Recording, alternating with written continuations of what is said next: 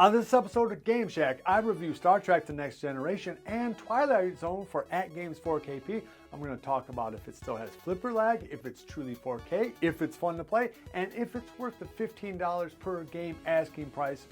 All that and more coming up next.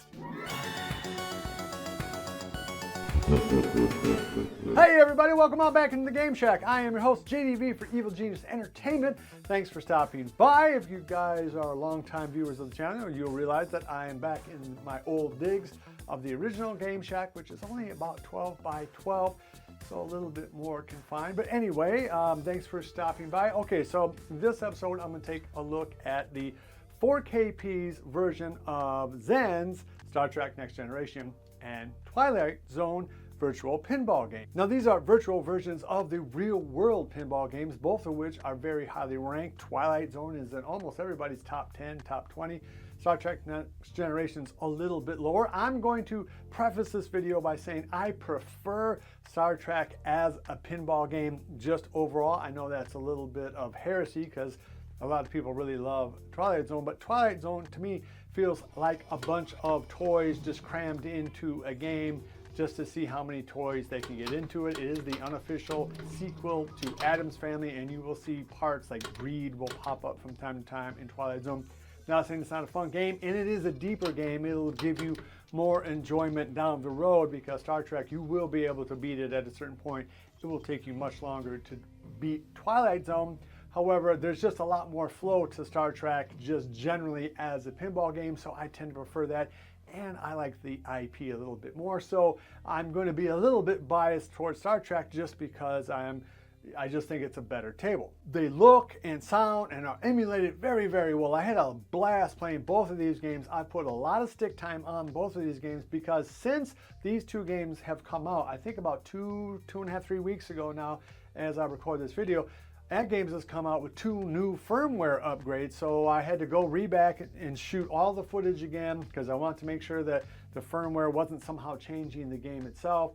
Both games, to me, are very fun to play. I've put a lot of game time in on Star Trek because I really do like that game, and a pretty good amount on Twilight Zone. Both games are going for $15 right now, so my grade is going to be kind of related to that. Like the other Zen games, you cannot change the aspect ratio of the back box, nor can you change the aspect ratio of the DMD, and that's too bad because the DMD only takes up maybe a third of the screen, maybe half the screen. I really would like that ability to stretch that out a little wider. Same thing on the edges of the back glass. I would like to be able to put out another couple of inches on either side just to fill up the whole back like you can on other games that are available for the 4KP. DMD and back glass do look very good, but you cannot really alter them in any real way. The only thing that you can kind of really do is turn on the ball trails, the scoring, and whether or not you have the extra little special effects that Zen does. It's very minimal on Star Trek Next Generation, just kind of changes the color of the ship. When you play the meteor or asteroid part of the game, that they do kind of come down, and there is some cool effects, but it's Twilight Zone that really gets the special treatment from Zen here. There's all kind of cool things that happen in Twilight Zone to make an already crazy game even crazier.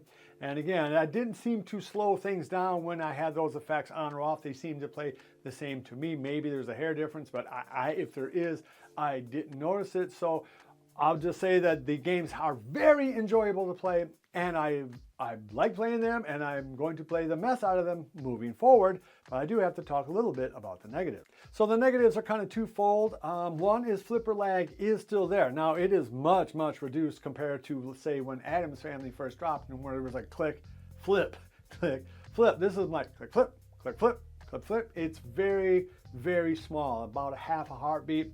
You really did not notice, at least me, I didn't really have to alter my play style. I've been playing a lot of Steam's Texas Chainsaw Massacre on my bigger pinball game, which has no flipper lag at all. And I could go between the two kind of machines, and I didn't feel like my game was suffering on Texas Chainsaw because I had been playing so much Star Trek and Twilight Zone, and vice versa. But again, if you're someone who wants zero lag and are not interested in these games at all until the lag issue is 100% solved, then this isn't probably for you. Anyway, here's some footage of lag on both games and judge for yourself.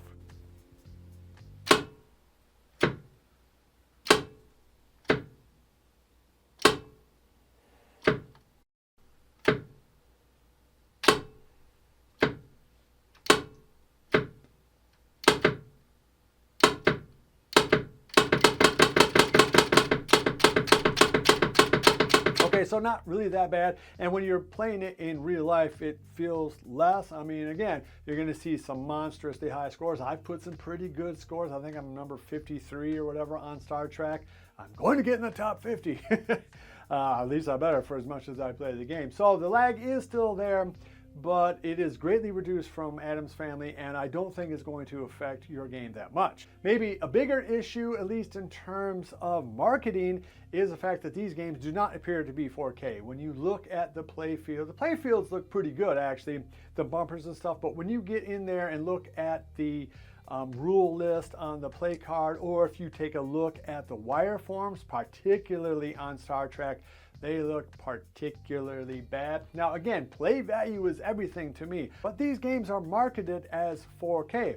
Now they might be 4K in as much as that they are up-res 1080 type images, but they're not truly 4K. You can really tell on the wireform, some of the flippers, and particularly on the place cards. Now, you can't always judge on a place card because place cards are removable on pinball games. So you can have a really ragged out rules list on the side there, and it's not really indicative of what's happening. You see that a lot on VPX, like they'll have a really bad play card, but the playfield will look genius. So you can't always tell by what the rule list is there on the side, but you can tell by looking at wireforms. Wireforms is really the dead giveaway for something is 720, 1080, or 4K. And just looking at those wireforms, I would have to say that that is not a true 4K type virtual image. Other 4KP games really do look really good, like the Natural History Museum type games look fantastic. Even Attack from Mars looks really good. The Addams Family looks really good.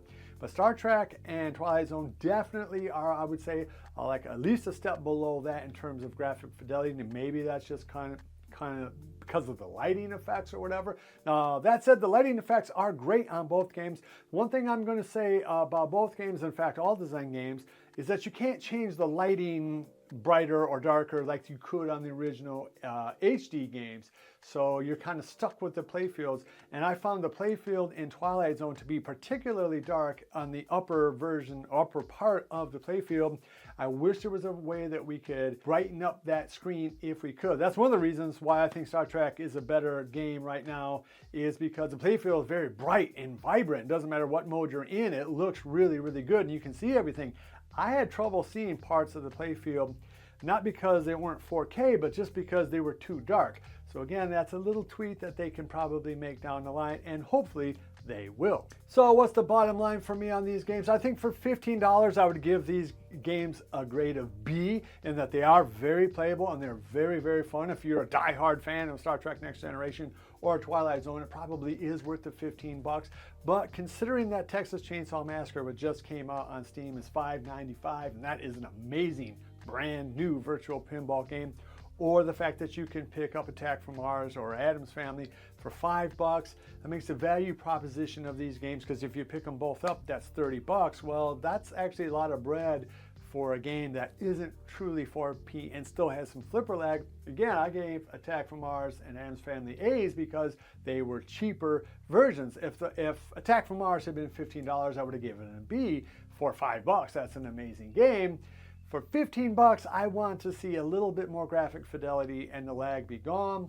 So maybe wait until these things are on sale. Again, unless you don't really care so much about that. I don't, so it's not that big a deal to me. But if it is to you, I would wait for the sale, because these games probably aren't A-type games just based on the things that I mentioned, but they are solid Bs. Okay, so that's going to wrap up this episode, my first episode back in the old shack. I hope you enjoyed it. If you have any questions, please comment down below and I'll try to get to it. Overall, I found both of these games very, very enjoyable, very well emulated, and a heck of a lot of fun. And it really is a reason to get into the 4KP, is so that you can jump into these games that sound so good and play so well. And hopefully, down the line, we'll have zero lag and a truly 4K image. Till then, you might want to wait until it at least goes on sale. Otherwise, these are going for 15 bucks right now at AtGames website. All right, if you dig this kind of content, go ahead and give me a thumbs up on the way out the door. It really does help this channel. Subscribe if you haven't already. Hit the notification bell if you have. And until next time, I'll see you guys in the Game Shack. Mwah! Love each other. Bye. Woo. Number one. I order you to take a number 2. Be sure to visit evilgeniusentertainment.com for exclusive content, swag, casting call news, and much, much more.